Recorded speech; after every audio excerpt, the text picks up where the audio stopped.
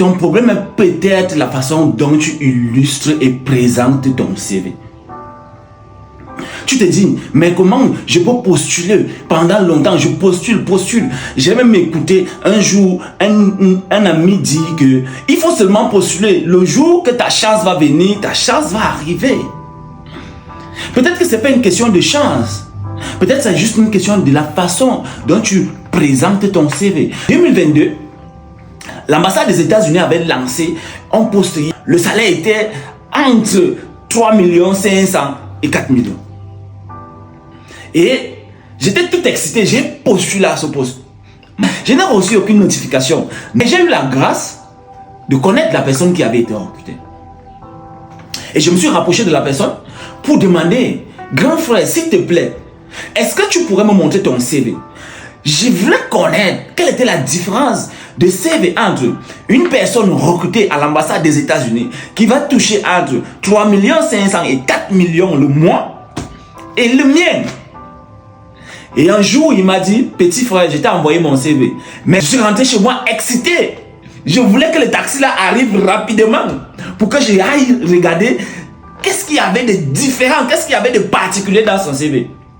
Je m'attendais à voir un CV de 10 pages, avec 10 masters, mais j'étais stupéfié. Lui et moi, on avait le même diplôme. Il avait plus d'années d'expérience que moi. Mais mon CV était 9 pages, son CV était 3 pages. Son CV était concis, clair, net. Son CV avait une direction. Son CV avait avec une colonne vertébrale. Son CV avait un esprit. Et j'ai commencé à comparer, étape après étape. La police, la structuration, les lignes, les alignements. J'étais émerveillé de voir comment on peut écrire un CV en 3 pages et être retenu d'un poste où on va te payer entre 3 millions et 4 millions 500. Et voir un CV de 9 pages ne peut être sélectionné. Et j'ai constaté, j'ai réalisé une chose. Dans son CV, il décrivait les actions, il décrivait le contexte et il décrivait les résultats et l'impact. Par contre, dans mon CV, ce que j'avais fait, c'est que j'ai copié les tâches qui étaient inscrites dans mon job description. Et j'ai copié ces tâches, j'ai collé dans mon CV. Donc je suis allé dans les différentes responsabilités que j'ai occupées, dans les différents postes. Je copiais juste les tâches, je copiais les responsabilités et je collais dans mon CV. Et je mettais la période. Et je faisais la mise en forme. Je me disais comme c'est beau, c'est long, c'est beaucoup. Non, je suis éligible. Malheureusement pour moi, je postulais. Pas seulement à l'ambassade des États-Unis. Je postulais, je n'avais aucun retour.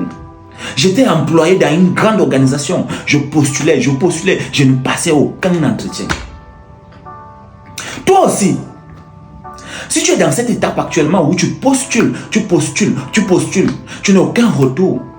Peut-être ton problème n'est pas ton nombre d'années d'expérience. Peut-être pas le fait que les offres d'emploi sont manquantes. Ton problème peut être la façon de structurer. Prenons un exemple. Tu es un recruteur. Tu as en face de toi 2 CV.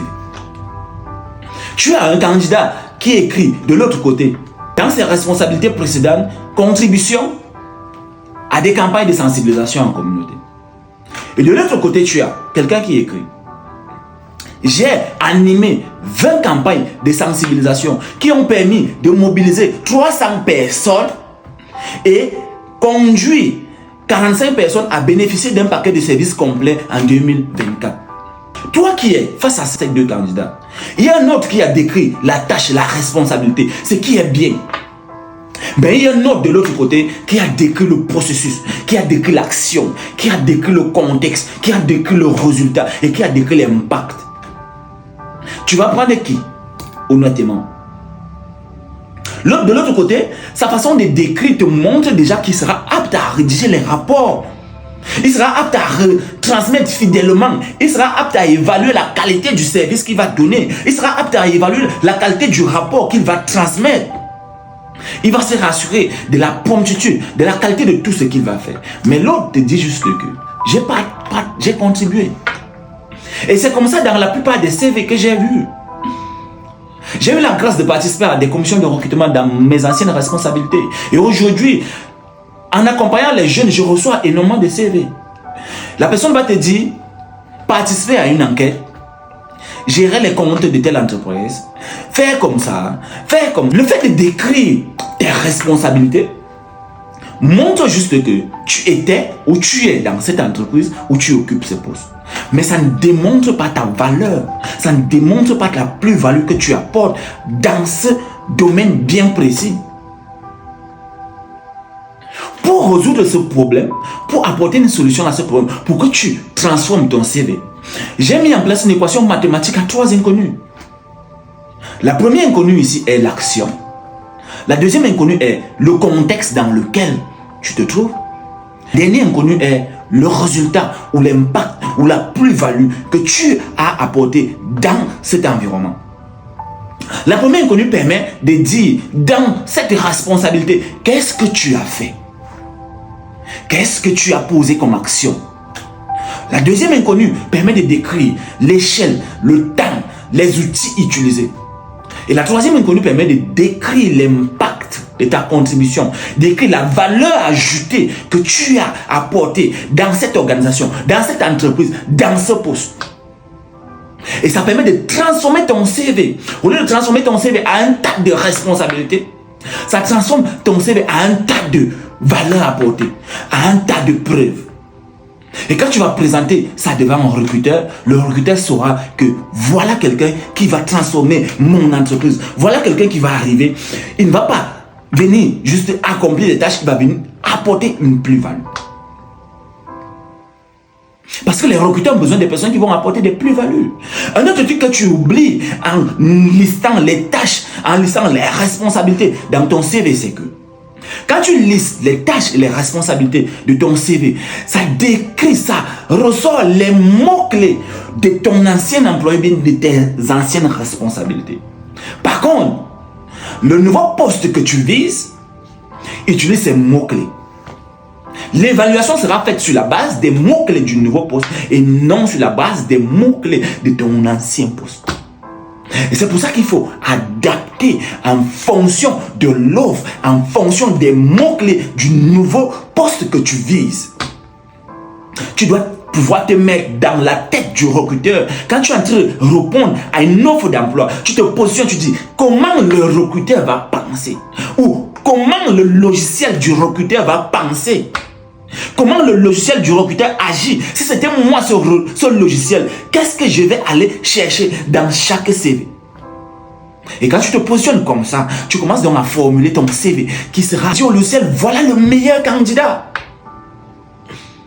Ton CV qui va te faire te démarquer avant. S'il te plaît, je vais faire une précision. Ne mentez jamais dans le CV pour essayer de prouver quelque chose à un recruteur. C'est un piège. Ça te disqualifie devant Dieu et les hommes. Donc, je vais t'inviter à faire une action. Je vais te donner un devoir. Prends ton CV. Va dans ton CV. Change. Identifie partout où il y a les mots, là où il y a les mots supervision, collaborer, coordonner, faire ceci, faire ceci.